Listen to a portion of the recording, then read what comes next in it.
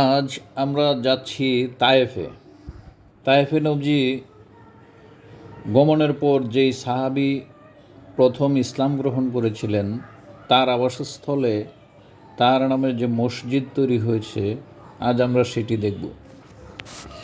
Taif Saudi আরবের হেজাজ পর্বতমালার একটি প্রাচীন শহর, যা মক্কার কাছে অবস্থিত।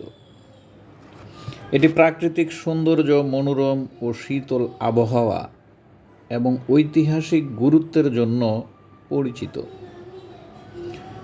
এই শহরটি সমুদ্রপৃষ্ঠ থেকে প্রায় ৬,০০০ ফুট উচ্চতায় অবস্থিত এবং এর ফল, আঙ্গুর,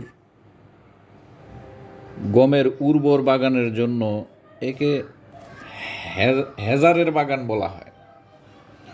৬১৯ খ্রিস্টাব্দে রাসূল সাল্লাল্লাহু আলাইহি ওয়াসাল্লাম তায়েফে দাওয়াত দিতে গিয়েছিলেন এবং পরে তায়েফের যুদ্ধের সময় এই শহর অবরুদ্ধ হয়েছিল। এটি নবী সাল্লাল্লাহু আলাইহি ওয়াসাল্লামের দুধমাতা হযরত হালিমা রাদিয়াল্লাহু তাআলা আনহার বাড়ির কাছাকাছি অবস্থিত। মক্কা মদিনায় সবসময় তাপমাত্রা ৪০ ডিগ্রির উপরে থাকে, কিন্তু তায়েফ শহরে এই অবস্থাতেই, মক্কা মদিনায় যখন ৪০ ডিগ্রি ৪৫ ডিগ্রি তাপমাত্রা, তায়েফের আবহাওয়া থাকে শীতল, ঠান্ডা।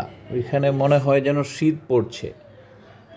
আল্লাহ রাসূলের দোয়ার কারণে তায়েফবাসীকে আল্লাহ এমন আবহাওয়া প্রদান করেছেন।